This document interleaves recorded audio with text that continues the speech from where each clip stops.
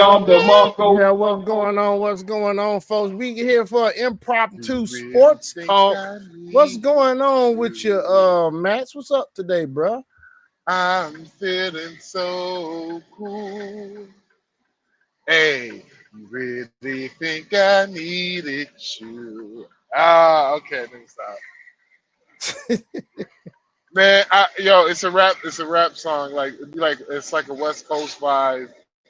Yeah. You know, like, wow, wow, wow, wow, wow, wow, wow, like some shit like that. What's good? I'm doing great, feeling good. Yeah, man. Um, yeah, man, just driving here through Iowa. Oh, yeah. Yes, sir. Yeah, hmm you mentioned earlier you was driving like a motherfucker now. Yeah, man. Shit. Basically, by the time I pulled over for the night, I'm gonna have drove in 1,400 miles in 2 days. Oof. Hard worker, folk. Infrastructure of the nation right here. Hard work, hard Trucking work. industry. What you need, hard work, work. Well, shoot, man, talking about sports talk and stuff, man, I just found something. I can play it real quick, but we Yeah, just what's sitting up? here doing the sports talk, and let me see what I'm gonna put in here. Yeah, this is just something I saw going on. Of course, we are both Falcon fans, but of course, we won't not talk about other stuff. But we Well, have a I little am a bit of Browns bias. fan. I like the You Brown Falcons fans now? because no, I've always been a Browns fan. Always been Okay, a Browns okay. fan. No, Well, it's we'll just cover I some like the Brown stuff when we Falcons find some because the Brown stuff. Browns wasn't doing shit. Yeah, Because I already knew whenever I seen how training camp was, I was like, okay, we ain't doing shit this year. Cool. so you think they ain't doing shit this year? I don't know, man. Kevin, I'm sorry, everybody, but to the niggas who might be listening, we should have named this shit shitting on Sedora Sanders' team. Goddamn it, that's what because Yeah, it's because the been a lot Browns of that ain't doing going shit on. this year They ain't gonna do shit this year, dog. because Kevin Stefanski and Andrew Berry, both of them niggas on the hot seat, in my opinion. They haven't done shit in what since 2020. Yeah, I can see how you can see that. Yeah. My Look, Falcons, I don't know, man. I don't know. I'm just in a I don't know phase right now. I mean, I think they did some good moves, but I got to see how things shape up, because I want the pass rush. My thing is this: we'll be successful if the pass rush shows up. The pass rush shows up, we'll be all right. If we don't have a pass rush, we're gonna be maybe just a little bit better than we were last year, and which is not gonna be good for Terry Fontenot. It'll be okay for Raheem if they finish with more wins than they did last year, but he'll be even on a higher seat than he already is. But I would think Terry Fontenot, if they don't go to the playoffs, Terry Fontenot's gone. He's gone. well, if the Falcons go anything below, if the Falcons, honestly, in my fucking opinion, Falcons, they're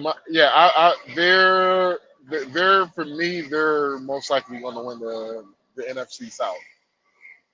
Yeah, they should. This ESPN, This is somebody named Will Upton who was doing a report okay, on ESPN. on ESPN, Is he's showing NFL, it looks like NFL live footage. ESPN's just down there in the ticker. all right, all right, cool. Well, we were just on the We safe should side. We just have to play the whole. We'll play the whole video out, okay. or Here we go. whatever we're gonna watch in the video. We play the whole thing out. Okay. All right, well here we go. Future first round pick for James Pierce in the draft. That's just a Echo. lot of draft capital. Absolutely not. I would have gotten something that would have helped me right now. I understand long term, but man, 108 million for a stopgap. I wouldn't have done it, Laura, at 24 on my board. That protects you from overdrafting. I get what Terry Fontenot said. Which isn't to say I disagree with everything they did. I mean, I like some of the players they added. All right, ladies and gentlemen, welcome back to the channel. We're talking about the Atlanta Falcons in today's video. We're mainly going to talk about the offense and then your defensive rookies, because I'm huge on Michael Penix, and I think he might be the best quarterback from last year's class, and it was a loaded class. And Jaden Daniels just had a historic rookie season. Caleb Williams just had a really good year. Bo Nix, JJ McCarthy is getting some traction here. I think he's going to have a good season as well. My comment has nothing to do with the other quarterbacks' talent. It's just, I think Michael Penix Jr. really is that good. And it's tough for Falcons fans to really get excited because his sample size last season was very small. He only had 114 dropbacks and he earned an 87.9 overall PFF grade while doing it. But that was heavily inflated because in week 18 against the historically bad Carolina Panthers defense, he had 7 big-time throws and a 95.6 game grade. Now, the good news is, no matter what. And folks, this is from Will Upton's YouTube. I actually put the following in the description. You think of Carolina's defense last season, and it wasn't good, by the way. He was going to do that no matter what. Like Michael Penix's arm is unbelievable. And so when you look at these quarterbacks and you're evaluating quarterbacks, what a lot of scouts look for and what a lot of these coaches are looking for, OCs, et cetera, they're looking for specific skill sets, right? And Penix's biggest skill set is his cannon of an arm. And what you noticed in some of these games, because he did struggle in the game right before it. I know he didn't have the best game against the New York Giants. It's going to drive me absolutely crazy that I cannot remember who the Falcons played in week 17. But Michael Penix struggled with accuracy, and he finished with a 54.3 passing grade in that game, in the week 17 game. And it's literally going to drive me absolutely.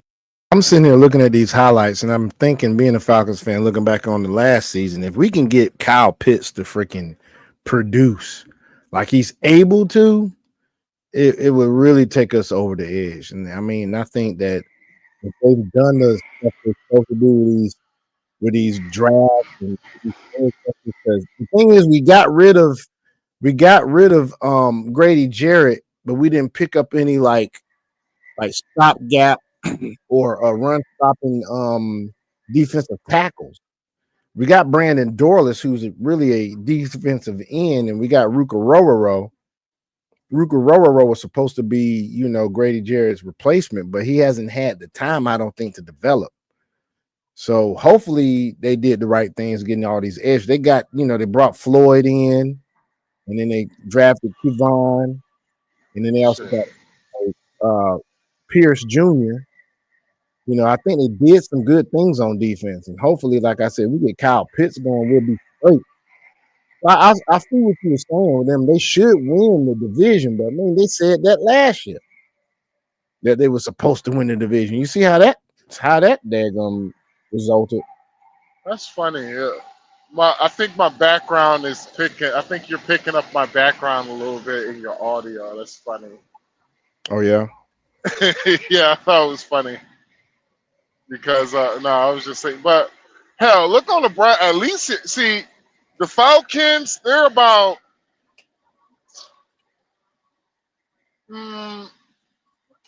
I'll say next year, after next year's draft, my prediction, I see Falcons compete in playoff contenders. Oh, yeah.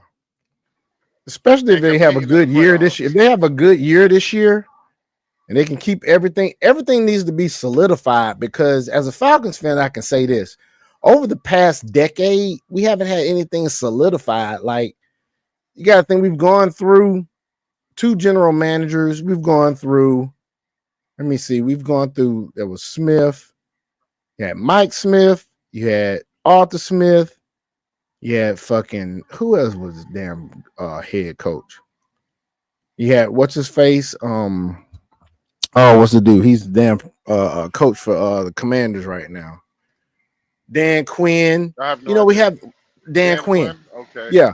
We've had so many coaching changes, and you got to think when Matt Ryan was the fucking quarterback, we had 4 fucking offensive coordinator changes. He had to learn 4 or 5 goddamn playbooks. We haven't had anything solidified. It was because of your success, though. That's the reason why. It wasn't. Yeah, I mean, oh that boy, we won he some, had and what's the face had to go. Shanahan had to go because of success. seriously, bro. Jackass. In front of, I'm sorry, this motherfucker sped in front of me just to slow down. That's crazy. Shit I would say this when it comes to success. I would say when Shanahan had to go because of how good they were, that was success. And I want to say LaFleur left because of success. But before that, when what's his face was the coordinator for Matt Ryan, it wasn't no success, man. It was motherfuckers just changing. The guard was changing, and then they did stupid shit like you hired your head coach before you got your GM. It hasn't anything been solidified in the franchise in a while since they went to the damn. Since they went to the playoffs with what's his face? With you mean since they choked in the fucking Super Bowl? No. I would say we weren't solidified then, dude. I'm not even talking about the then, biggest dude. choke ever. That was a big ass choke. I'm talking about bruh. When what's his face? Was it Gibbs that was the fucking head coach? Dan Reeves. When Dan Reeves was the head coach, that was when we had a solidification of our defense and our offense. We was together. And yes, we didn't win then, but we went to the play. We did a really good fucking, we had a really good fucking season. That shit was like back-to-back shit. We was in the damn playoffs. And then we got good success with Dan Quinn, but we hadn't had anything solidified. If they can keep the team together, do good this year, I can see exactly what you mean by being contenders. Damn right they should be contenders. See, now, at least it's better than my Browns. Let me tell you how fucked up my Browns are right now, right? Go ahead. So my Browns are stuck in between a four-way battle of a quarterback competition. In my opinion, I'm like, why the fuck is there a four-way quarter? It should be at least three-way quarterback competition. The two rookies and one of the vets. Pick Joe Flacco or Kenny Pickett. Honestly, I don't want to see Kenny Pickett because Kenny Pickett hasn't done shit. And Joe Flacco is consistent. You can say Joe Flacco's consistent. The problem with Joe Flacco is he's old. Yep, that's the only thing. He's 42, he's 43. But see, here's the thing. Tom Brady, you seen how Tom Brady he was an outlier. But see, Tom Brady was barely holding on. Yeah, but he was so good at what he did. It's almost like when you're good at what you do and have the knowledge and the football IQ, it's kind of like how there was this guy when I was in college by the name of Buddy Best. He was a cornerback, and he was never the fastest, but he was so good at technique that he didn't have to try as hard as everybody else. And with Tom Brady, he had played so long and had such an IQ and knew his limitations to the point that he could still win at his age. Flacco's not like that, but he can at least hand the ball off and complete some passes as a backup. That was me when I was playing football. It was just my technique was on point. Right. Like I was one of the biggest, but I wasn't the strongest. But it was just because my technique was so on point, because I knew the ins and out of my body and shit. Mm-hmm. It was just like, you not the strongest person on the field, my ass. Until we got into the weight room and shit. Because I went to school with some power lifters. Like, dude, yeah, we had dudes tie-in with each other in fucking state and shit. Talking about we see who the winner over a rock, paper, scissors, shoot game. I'm like, what the fuck?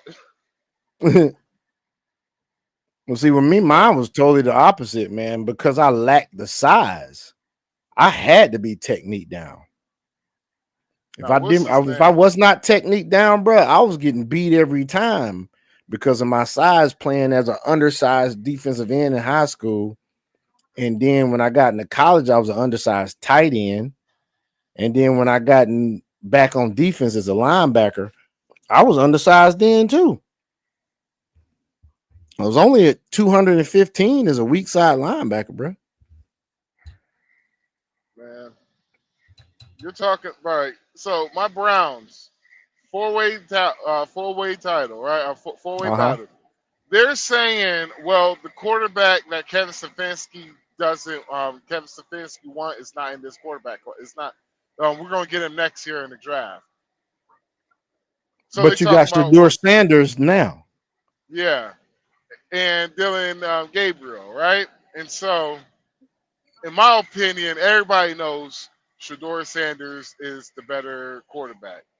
He has shown he's like this nigga. Like, honestly, bruh, I have never seen a training camp video make it to ESPN top 10, nigga. With that dot he threw at that one wide receiver, like the motherfucker was just like, yo, I'm gonna throw it to you. You're gonna be open, all right? And threw that goddamn dot on his ass. Hey, but this is what I don't understand, bro. Not trying to cut you off, but this is what I don't understand. Being a coach as Stefanski is this public knowledge that they're gonna find the quarterback that they want next year in the draft? Has this been public knowledge? He hasn't developed nobody. No, but I'm just saying, has he made that known that he's looking for his next quarterback in the next draft? Has he made that known publicly? No, he hasn't said that. He hasn't said that. No. Is it understood in the fan base? Is this something understood widely in the fan base, and there may be rumors about it? Well, no, we'll see. It's because of the Jacksonville draft pick. The first round we're gonna get from Jacksonville, right? This is why I'm asking that, because you already got Shedeur Sanders in the locker room.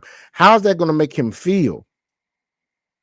Well, see, that's the thing. What's gonna happen is if they do that, one of those quarterbacks is not gonna be there next year. Of course not. Most likely, both of them ain't gonna be there next year. It's kind of like how the Falcons did with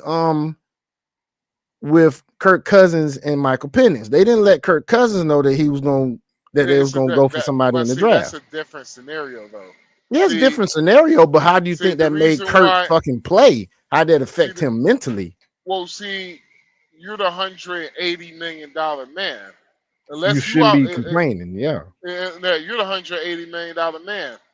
Like, motherfucker, you got $58 million your first year guarantee. Exactly. You shouldn't be fucking complaining about shit. Like, nigga, go out there and fucking play. You just had to show up, and it was for $58 million a year. The product didn't show, bruh. It didn't. So he shouldn't say shit. Sorry, $60 million a year. My bad, $60 million a year. Woo. Me and my little boo was talking about this the other night. It's like, come on, man. You sitting here, daggone, making all these complaints and acting like this and that, and dude, they gave you $180 million, $100 million guaranteed.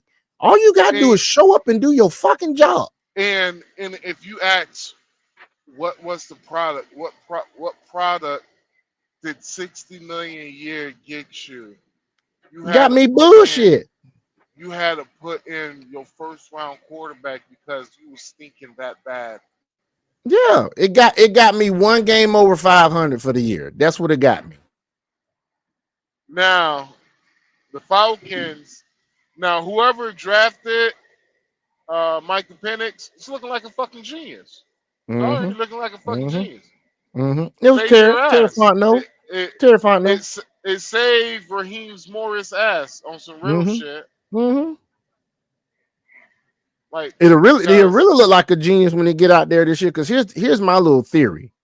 I think that their offense coordinator, Zach Robinson, I think he had to tailor the damn offense to Michael Penix because of how much they spent on this motherfucker to be the starting quarterback. So he is the starting quarterback. So he has to go out there 100% of the time. So the damn what we doing on offense, his mobility, all that has to come into play, his arm strength, all that shit has to come into play on what plays we do put into the game strategy. So when Michael Penix gets out there, if you notice how they played, it was a little different. So now I'm thinking now that he is the starting quarterback, my theory is they'll do much better on offense and it'll be a little bit more higher scoring because you have the guy that can physically go out there and do what you want him to do. And he was behind someone that was a veteran that could get his thought process to where it needed to be, being the starting quarterback. So it does look like they're a genius. Kind of. It just so happened that Kirk Cousins' body didn't hold up the way it could have held up.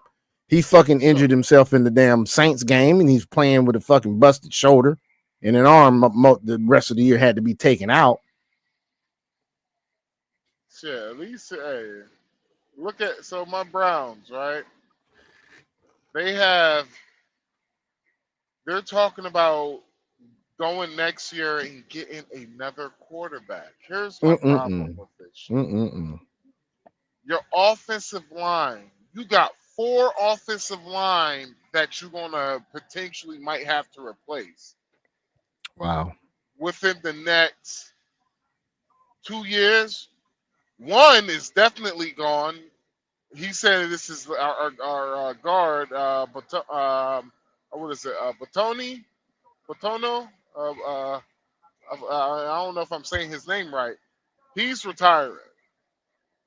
Then you got Jones. He got paid pretty good, but the motherfucker, the product hasn't showed up.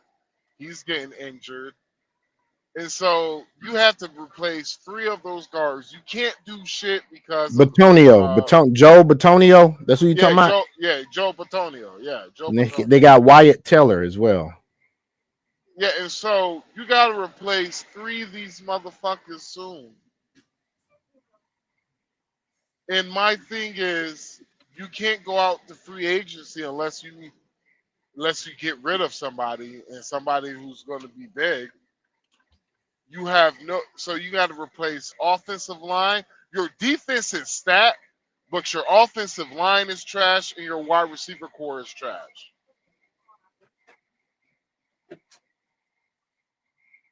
So it said Joe Patonio was contemplating retirement, and he's returning for his 12th season. Yeah. Yeah, he's returning, but he's not coming back next year. He's not coming back next year. Right, he's not coming back next year. Unless they have some form of breakout year, fucking Shedeur Sanders take these niggas to the playoffs. That's the only way he will probably come back. So I'm looking at an article. It says that right tackle Jack Conklin may be retiring, or it may be at least be his last year with the Browns this next coming year. Running back Jerome Ford, cornerback Greg Newsome II, defensive tackle Shelby Harris. These are some of the Browns that may not be here for the 2026 season. So your concerns. That's not bad. That's not bad. That's not bad, but your concerns of them having to pick another quarterback, that's going to take away from them having to build these other positions that they're going to need for this next season. They're probably going to be looking to undrafted people, or they're going to be looking to their tryouts as a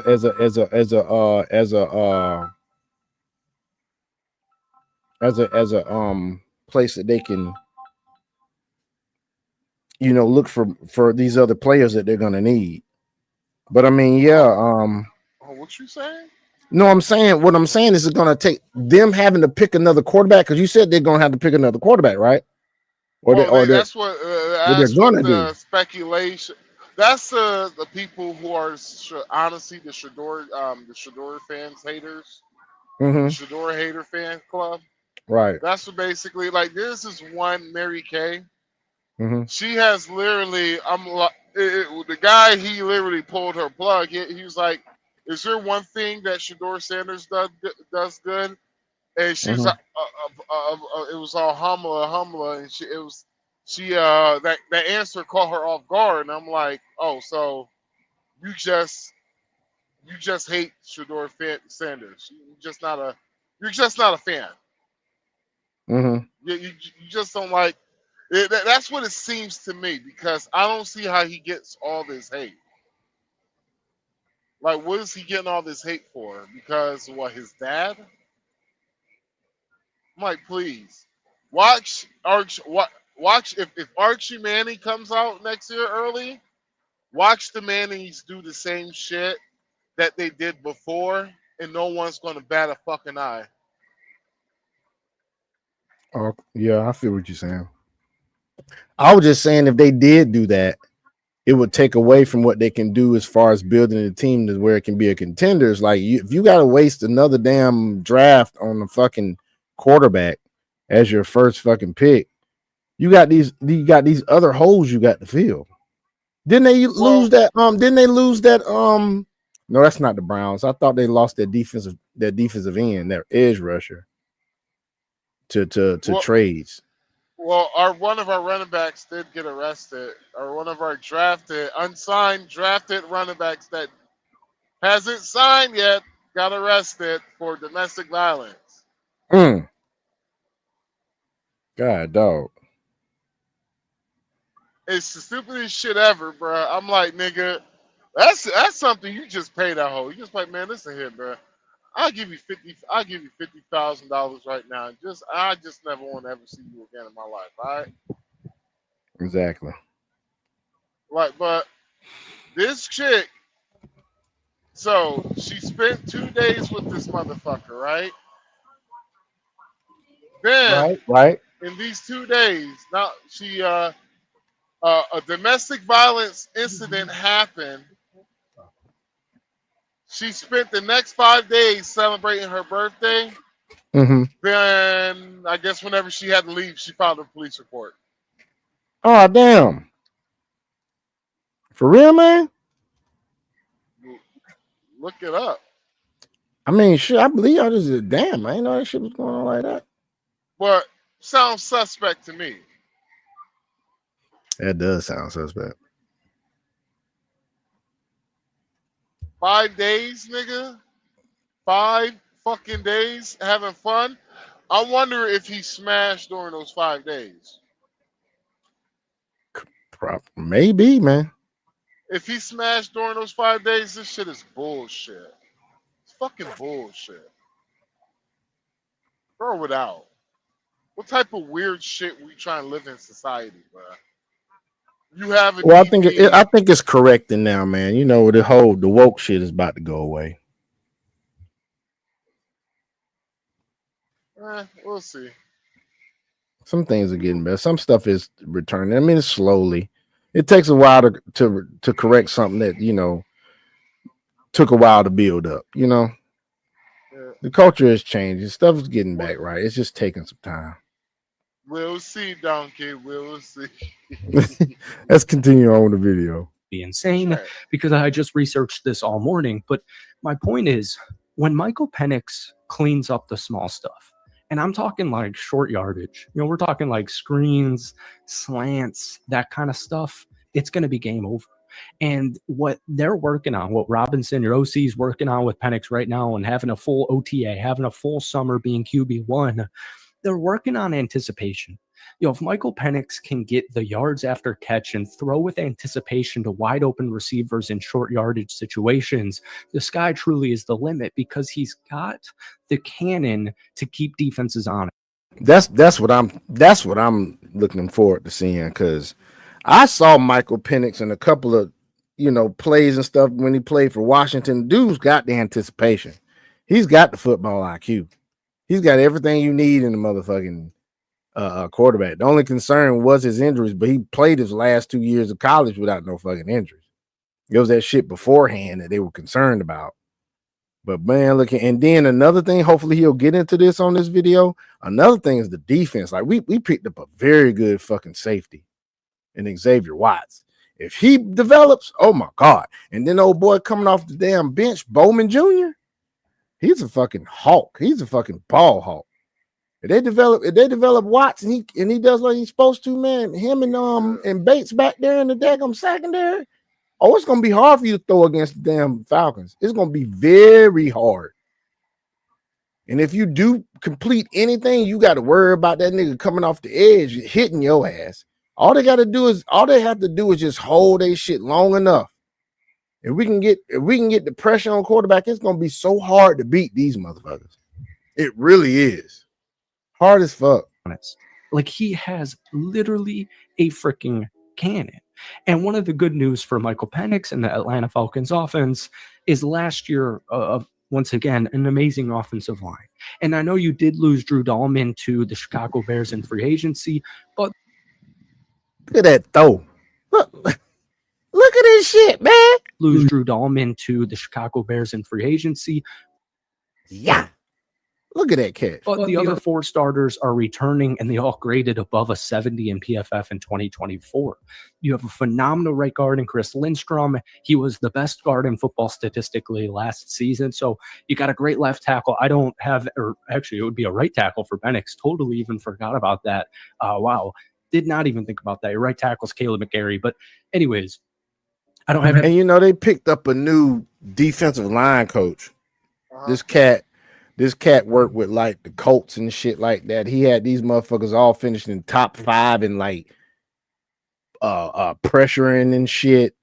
And I think sacks, if I'm not mistaken. Everyone he's worked with. So hopefully that coaching acquisition that they just picked up. I forgot his name. I think it's Coley or Coles or something like that.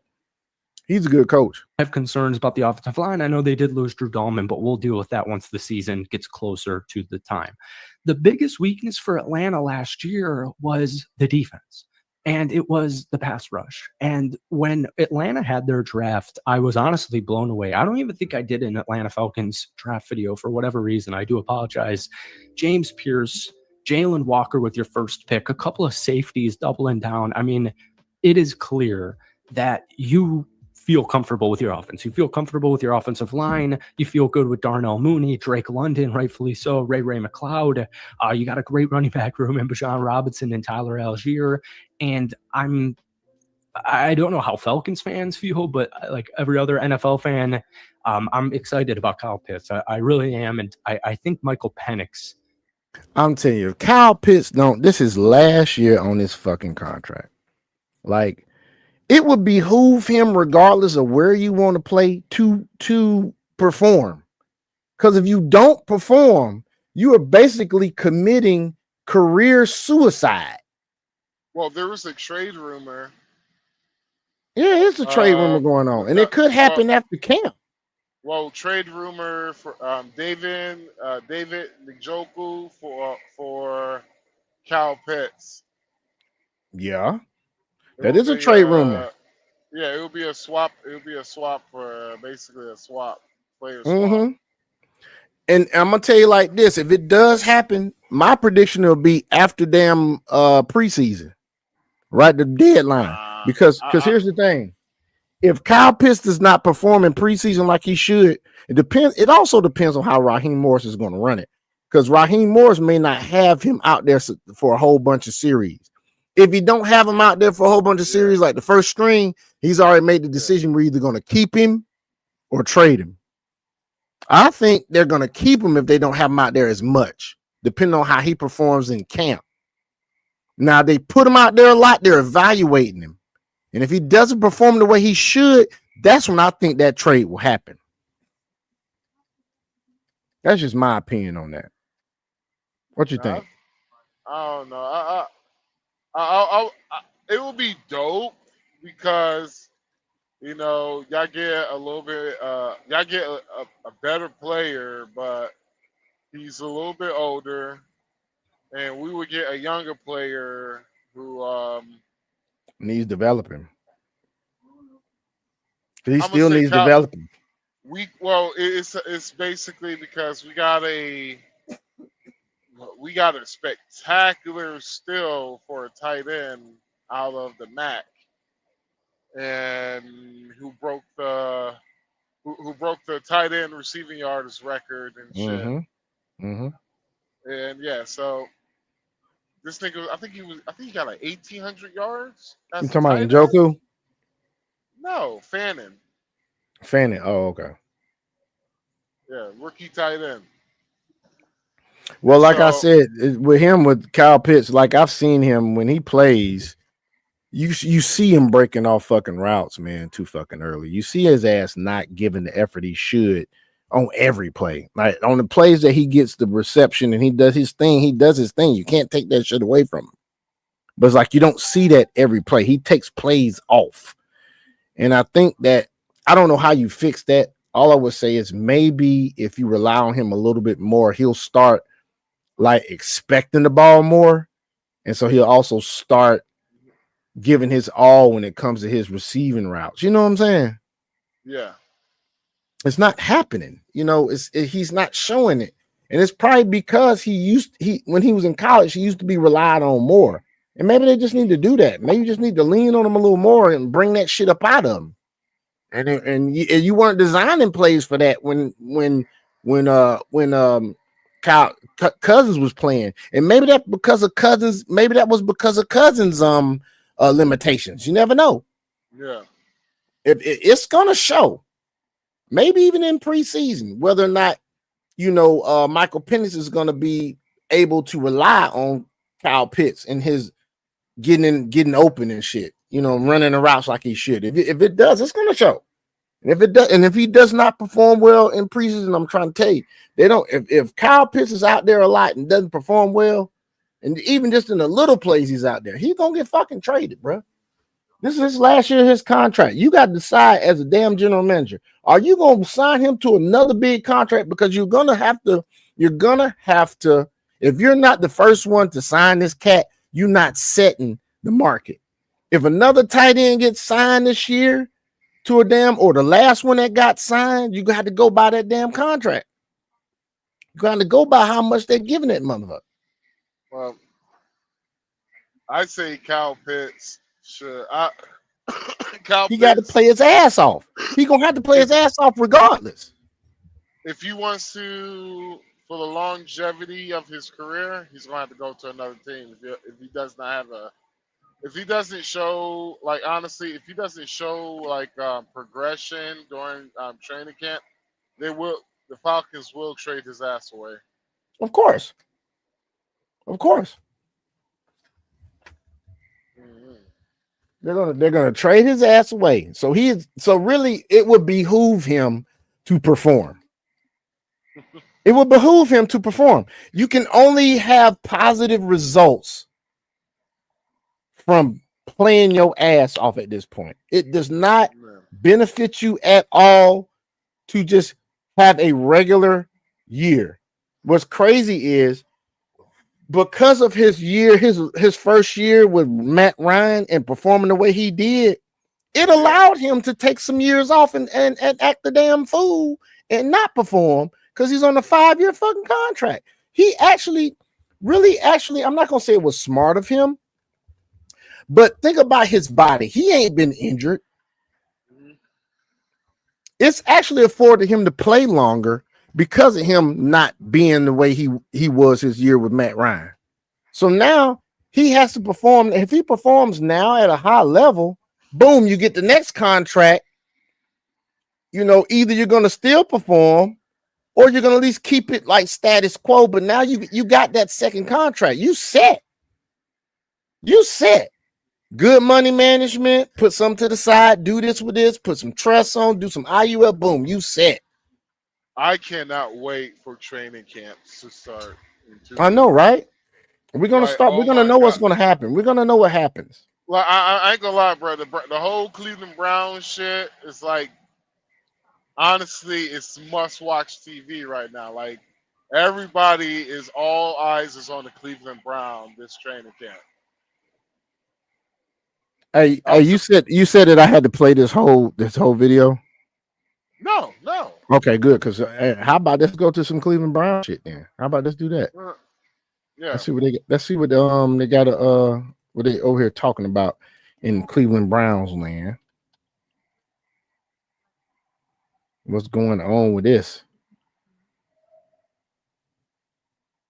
Oh, that's one about the domestic violence shit. I'm trying not to go to that. I'm trying to go to something else. Let's go to this. Let's go to this. This might be something good. Let's go to this right here. Well, this is a guy that's not even taking check downs. He's throwing 20 yards down the field Right. on a dig route. So it's not the processing of all of that. When the ball. There's a rumor tearing through the NFL like wildfire, and it's coming out of Cleveland. At first, people dismissed it. A fifth-round rookie taking over the Browns' quarterback room? No way. Just clickbait.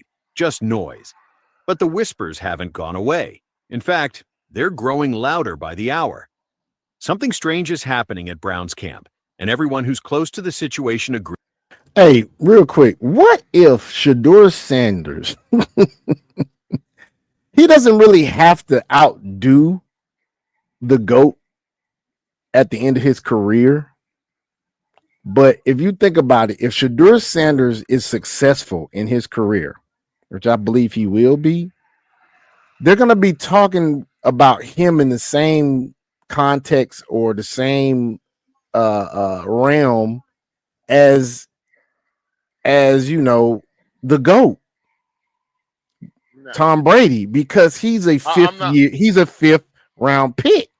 Not saying that he's going to be compared to the GOAT, but they're going to say, look, when you look back at professional football and you look at fifth round picks, no, I'm just saying, if you look at fifth round picks that have been successful, you have to mention Shedeur Sanders. I'm not saying he has to be as good as. It doesn't matter. Like it's like that's the thing is like brother. People are looking way too beyond the future. I'm like the nigga hasn't even played the down in the. Nigga hasn't even put the armor on yet.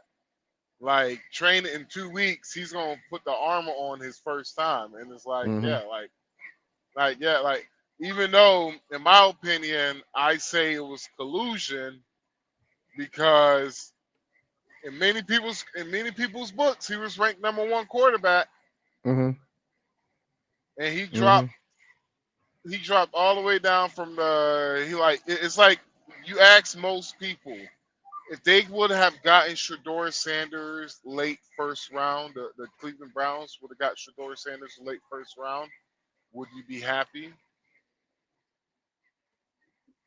They all said yes. They all say yes. They all have said yes. And my thing is, I'm like, okay, cool. Well, you got him in the 5th round, so you got something that you would have gotten in the 1st round, but he's cheaper For a now. bargain, for a fucking bargain, dude. That sets your team. That's why I don't understand when you said that Stefanski was thinking about, or it's an opinion of yours that Stefanski may be looking for his quarterback of the future in the next draft. I'm like, he's already here. That is not him. That is not Stefanski saying. That is the local media. Okay, so the local media is saying that. My thing is that the Cleveland Browns are in a good fucking position if Shedeur Sanders performs like we think he will, and he ends up, because they saying right now in this video, he's dominating the fucking quarterback room. And you got him on a bargain. The reason why people ain't going to agree with that statement is the fact that he hasn't practiced with the ones yet. Oh, okay. And everybody's like, well, why he ain't practicing with the ones? Everybody asking the same thing.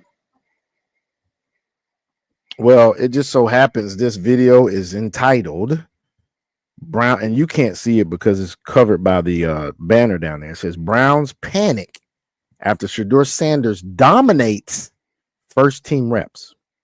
Yeah, it's a fake video. You think it is? Well, let's see. Let's let it play out. Agrees on one thing. Shedeur Sanders isn't just impressing, he's taking over.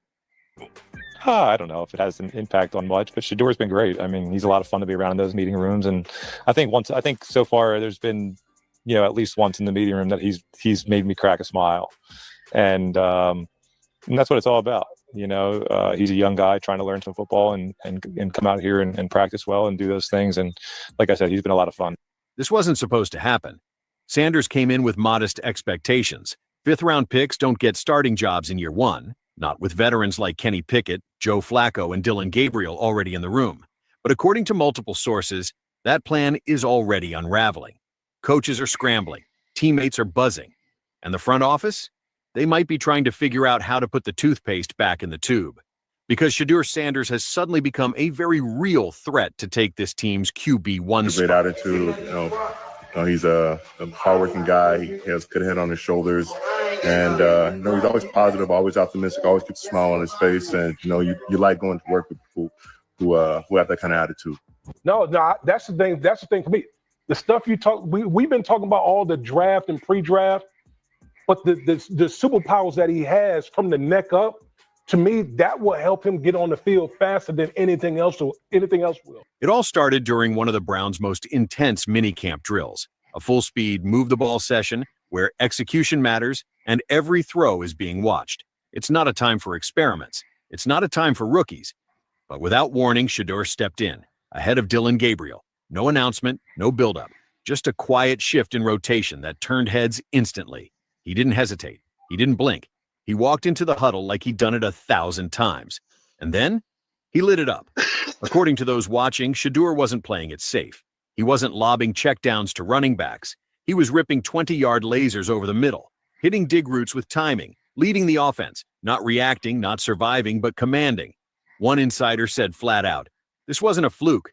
This was a statement.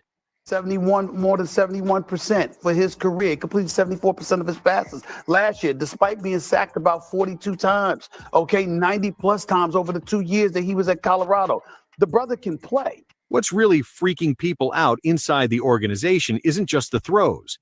It's the way Sanders processes the game. Coaches have privately said he's picking up the playbook faster than any rookie they've ever seen. One assistant reportedly his dad is Deion Sanders. Deion Sanders has a very high IQ, football IQ. No one didn't say that, man. No one hasn't said that shit. I don't know. I'm just saying his dad had a very high football IQ. Well, I'm talking about here's the thing, though. The thing that I have a problem with is who had the problem? Was it his kids or was it Deion Sanders? Because I'm gonna be honest with you. In a couple of years, it's gonna be found out that the NFL colluded during the draft, bro. I promise you, bro. To do what? To bring down his draft status? Yeah. I can believe that. It could be just hate. It could be just straight up hate, man. Not wanting Deion and his product to be as successful as it could be. Could be hate. Check it out. So the collusion with Deshaun Watson come out, that shit, and you're talking about you're talking about they kind of fucked. The Cleveland Browns did get kind of fucked with the whole Deshaun Watson guarantee deal.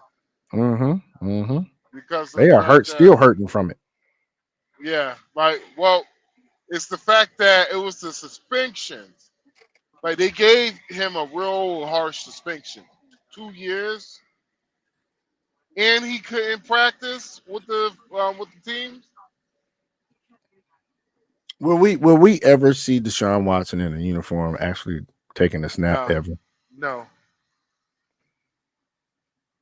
It's a damn shame, dog. It was that bad, bro. It's a damn shame. Nah, ain't a damn shame, nigga. It's the fact that, nigga, you got... And Arthur Blank wanted him here in Atlanta. You got it's like this. I don't feel bad for these niggas who got $250 million to suck. Do you think he's that bad of a quarterback? You think he just sucks? Nigga, have you seen his stats?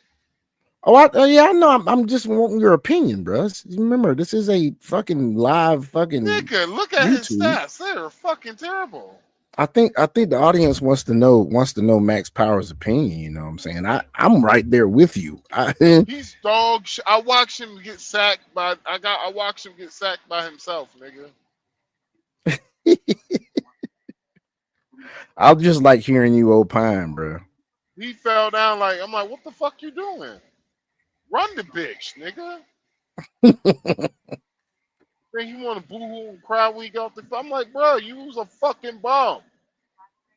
Straight bum activity. Yeah, man. Well, the Cleveland Browns got, the Cleveland Browns, they got a new stadium that's been proposed. They won they got the new stadium coming. You got great possibilities at quarterback because I mean, if Shador sucks, you still got Dylan Gabriel, right? Well, it's like this. If you Dylan Gabriel, my shit. I was being nice when I was talking about Dylan Gabriel. I mean, but still, even if he sucks, he's a rookie, and the thing is, this is what's crazy. By them, as you say, allegedly colluding, and I actually agree with you, so I'm not saying that I don't think the same thing. I think actually that. But if you think about it, Shadur's in a great position because you got Flacco, who he's not going to do anything fucking, impressive. Then you got Dylan Gabriel, which you already just said I was being nice about it. You got Kenny Pickett, who couldn't win the starting job in fucking Pittsburgh. And here you are, the 5th round rookie. All you really got to do is be mediocre, and you've played above your draft position. Yeah. He really is his really only competition is his damn reputation of himself. Well, he's playing against himself. The problem I have is that who's playing himself? Shador. Yeah. No, he ain't playing against himself. Or the media hype. He's playing against everybody right now. Like, in order for Shador Sanders has to be spectacular in training camp just to get the starting position. I got that, but what I'm saying is that he's a 5th round draft pick. Nobody expects him to start any fucking way by looking at the history of how football teams operate when they draft people. Here's my problem, though. Many draft boards had him as the number 1. Of course. Number 1 quarterback. Mm-hmm. Now, the problem is, if you ask these local media if they would have drafted Shador Sanders in the second round, use the second round pick, would you be mad? Like, no, I wouldn't be mad because it shows me they didn't reach. I'm like, okay, so how the fuck are y'all mad at him being a 5th round? Because it's like they keep saying that a 5th round draft pick like it's a fucking swear or something, dude. Right. It's like, well, he's just a 5th round draft pick, but he has second. Hell, I give it early 2nd round talent. Mm-hmm. You got to steal in the draft. You got to steal. Definitely got to fucking steal. And so my thing definitely got to steal. My thing is, if you got it's because you know what, the Browns have not won anything since. Honestly, the last time Browns won really anything, bruh, you wanna know when that was? When was it? It was the year before. It was the year after I was 1 year old. Damn. Actually, no, I was 3 months. Last time the Browns won any fucking thing. And so we have a fan base that is accustomed to losing. We have a fan base that has a weird allegiance to losing. That's bad.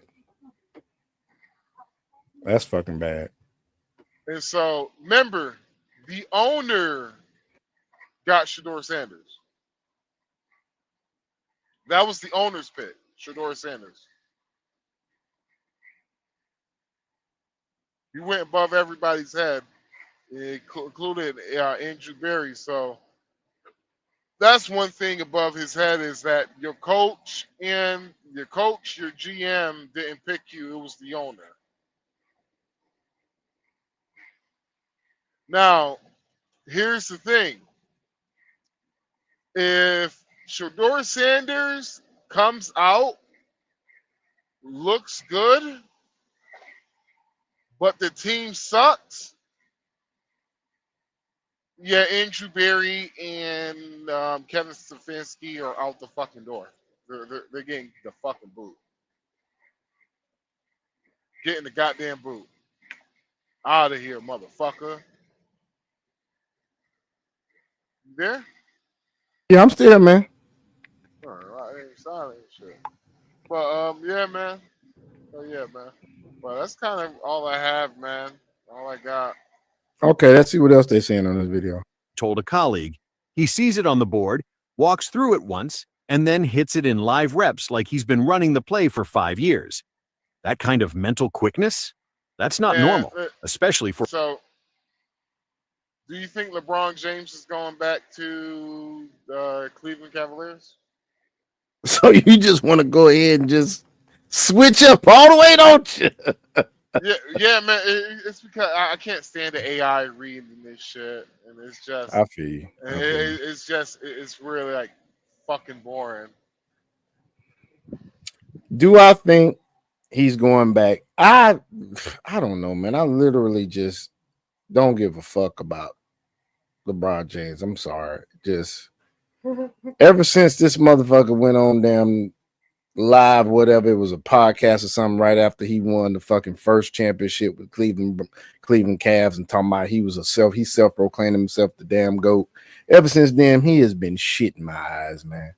There's nothing that he could do to fucking bring that back other than nigga go win 3 goddamn championships in the fucking row without having to goddamn build your own fucking team and make it a super team and win the goddamn ring, the MVP, the motherfucking defensive player MVP of the fucking series. You do that shit, I shut the fuck up and we'll fucking be a fan.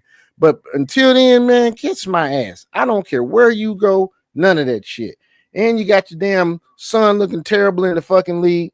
He should be in the fucking G League. Develop his ass until you got them doing this nepotism bullshit.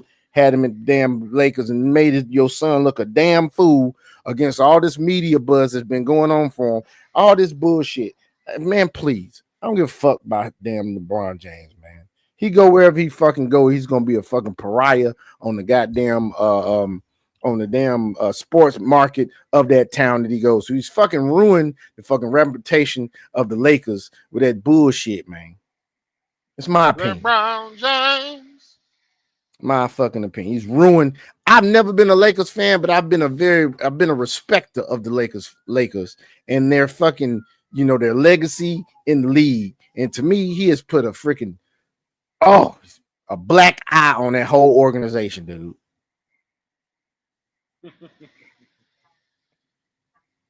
For real. Showtime Lakers, all that shit, they got all of that legacy, all of that history, rich history of a damn franchise, and your dumb ass and went out there and made it look terrible. Ain't even that, come on, man. You the GOAT, but you can't fucking qualify for the fucking finals. You the GOAT. You the fucking GOAT. Michael Jordan, did he ever have that fucking issue, man? Did he ever have that fucking issue, dog? I need help to win. Did he ever have that issue, bruh? No. Dude won 3 in a row, retired, came back and won another 3. Then transferred to another fucking team and still performed at a high level. His last year playing. Hey Sean, I can't win. Hold on. I'm LeBron James. Sean, I can't win with these. I can't win with these bucks. Can't win with these teammates. I need somebody that's stronger at point guard. I need somebody that's a better damn power, a better center. I need a different shooting guard with me. See, Sean, I'm not asking for all that. Only thing I'm asking is for 2 superstars and a former superstar who's old. Who's a veteran. That's all I'm asking. You got Luka Doncic. You got Luka Doncic on your team with you, and y'all still can't fucking get to the finals, dog. Come on, man. Like these damn youngsters, man, because I guess I'm unk now, because I'm 49. I'm unk now. Nah, you passed unk. Whatever, man. Fuck you. Whatever, nigga. I ain't no OYN. Whatever. I'm unk. I'm cool being unk. But these dudes, man, out here, man, acting like chicks. Talking about they know damn basketball. Talking about how he, like, dude, Michael Jordan has done something that nobody has done since he's done it. And that's including everybody, Kobe and all. Being able to win MVP in the finals, MVP for the year, all defensive first team for that same year that you win a fucking championship. And I just only named 4. It's one other thing. I can't remember what it is. It might be MVP finals. I can't remember what it was, but it's 5 things that he's done in 1 year that nobody has been able to do since but LeBron the GOAT. Look at his finals record. Look at LeBron's finals record. How you have a losing finals record, but you the GOAT? Come on, man. That's just ridiculous, dog. The GOAT. And now you got the Lakers. Like, when was Jordan traded away for being unsuccessful when he was a basketball player? Name it. Name it. He got traded to all that shit was a plan. When he got traded to the Wizards, he took a damn pay cut. He didn't even take what he could have got playing for the Wizards because he was trying to develop them. Because who is he a partial owner of at this time? The Wizards. Is he not? Well, I thought he owned the Bobcats. Hold on. It was something that he did. No, I'm mistaken. I'm mistaken. He had owner stake. He had owner stake in the Wizards, and he chose to go there, and he chose to take a pay cut so they could be more successful. No, he chose to take a pay cut because that ownership, the owner percentage was paying him. It's going to pay him way more. Is that yeah? He's strategic. But it made the franchise more successful from that too, because he could have took what he wanted to take, and they weren't able to make the roster moves that they needed to make to put around him. Yeah, because my thing, LeBron James outside of basketball, he's actually pretty fucking good. Yeah, he's philanthropist like a motherfucker. Like, there's a lot of great things for society. When he acted, and there was a movie he acted. It was a comedy. He actually did pretty good. It was funny. He was actually pretty funny in it. Man, LeBron to me would be so much better, and to me, it's nothing wrong. I'm gonna say that. Oh, I don't know what happened to Max. We lost him. To me, in my opinion, it's nothing wrong with padding your team and having a super team and all that good stuff. I don't frown upon none of that. I don't frown upon LeBron and the alleged padding of the media to make himself seem better than he is. I don't fault him for none of that. My only thing with LeBron since the beginning, when it comes to all of this GOAT talk, was when he proclaimed himself the GOAT after winning one motherfucking championship in Cleveland, because Cleveland didn't have a fucking championship. That's the only thing that I have a problem with when it comes to LeBron. I mean, come on, dude.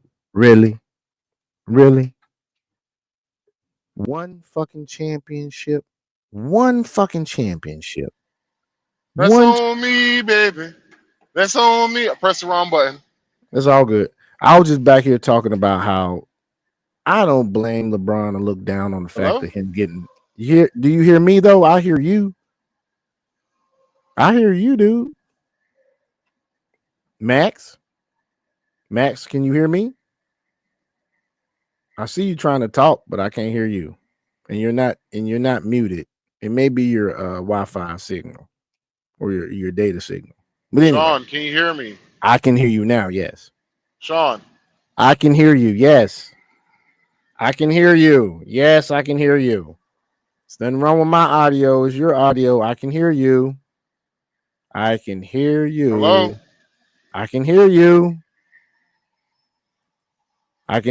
But I can hear you. I don't know what the fuck going on, folks. Let me do something real quick. All right, so like I was saying, I don't have a problem with him trying to form a super team. Why not get chips? Ain't that what the whole point of being in professional sports anyway is to be successful and get as many championships as possible? I don't have no problem with that. I don't have no problem with him supposedly. Hold on, Max is back with us. Hold on. Max, Man, I that heard was some. the whole time I heard you, bro. The whole time I heard you. I couldn't hear you. I understand that. I was just talking to them, Max. I was just saying that I don't blame LeBron for getting the best players to his team to make a super team. All right, I got that. Because, the whole point of being in professional sports is to get championships. I got all that. I don't even blame him for allegedly paying some of the media people off to boost his name up and stuff. That's a word in the street that happened. I don't blame him for that either. My only problem with LeBron is his humility to when he proclaimed himself the GOAT after winning one motherfucking championship in Cleveland, who had never had a championship come to their motherfucking town. That's the only motherfucking thing I have a problem with LeBron on. Only thing. Dude, it's one fucking championship. You got a dude out there that came before you that won 3 in a row, was MVP in every one of them motherfuckers, then got out and came back and won MVP in another 3 championships in a fucking row. And you win one and say you the GOAT, bro? Yep. And then as your career progresses and you matriculate through your career, you have a finals fucking record that is a losing record. You can't even fucking get half of what this other motherfucker did done. And you fucking go, man, if you don't. Do me a favor, please. Get out of here. Get out of here, man. With that bullshit. For real, man. That's just that's the only thing getting on my nerve about that dude, dog. And that and his flopping. Oh my God. Like, dude, come on, man. You 6'8", 285 on a light day. On a light day. This nigga be throwing his weight around like he light. And this dude, I saw it, man. Fuck that shit. I'm gonna look this shit up. Fuck that. We gonna show this shit. We gonna play this shit. We gotta have receipts and whatnot. We have to have. We gotta show receipts. That's on me, baby. That's on me, baby. We got to show receipts, dog. We have got to show fucking receipts. No. We've got to show these damn receipts, dog. So here we are, folks. Look at this bullshit. This dude is 6'8", 280 something pounds. Look at this bullshit. No. A complete embellishment by James. There's actually never been any team that I've played on in my 20 years where we've been a flopping team. Is LeBron the king of flopping, or is this whole thing overblown? Check out LeBron James here as Paul George gingerly touches the tip of his chest. I'm calling flop here. This one, however, is controversial on the free throw miss. Watch Chris Paul step in and box out. LeBron hits the ground hard and a fight starts. Well, kind of. You need to look at the replay here. My friend actually had the same thing happen to him and it actually tore his bicep. To me, this could have really hurt. So I am saying no flop on this one. This is a really hard trap. LeBron is in a tough spot. He loses his balance. Then look at that head cock back. Do you see contact? I see flop. This one blew my mind. First, the replay looked like it was an out of position play by OG Anunoby, but then I found another angle online. LeBron grabbed the right side of his head, which I don't know if it ever got touched. I'm saying flop. Did y'all see that shit? Look at that shit. He didn't even get touched. Didn't even get fucking online. LeBron grabbed the right side of his head, which I don't know if it ever got touched. I'm saying flop. This has got to be one of the best. Grayson Allen is like 146 pounds while wearing a soaked t-shirt. Unless he secretly has the powers of a Super Saiyan. Did you see that shit? That's ridiculous. And, oh my goodness. Yo, Boils my man, that's King Floppy.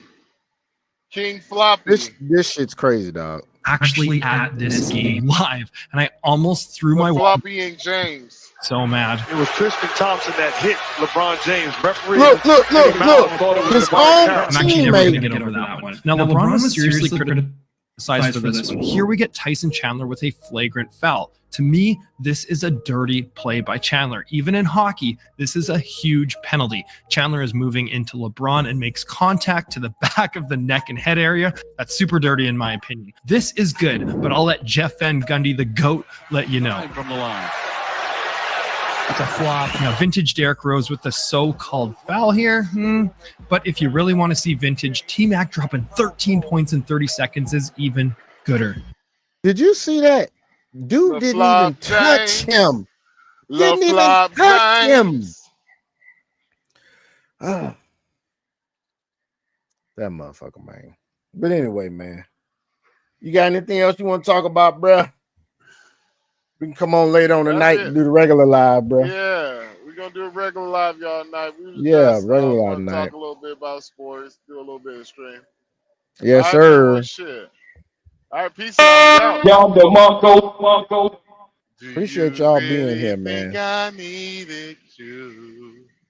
I Just don't like so nobody. I could Jews, make niggas, Asians, blacks, whites, Mexicans, Puerto Ricans, Cubans, dogs, horses, fish, roaches, worms, butterflies, ants. Nigga, nigga. All right, fool. We'll holler at y'all later on tonight, man. You got to get up early in the morning, don't you? Act show, bitch. Yes, I gotta wake up early. All right, we're gonna try 9:30 again, folks. Show, We're gonna try 9:30 again. crib, Holla at ya. It's a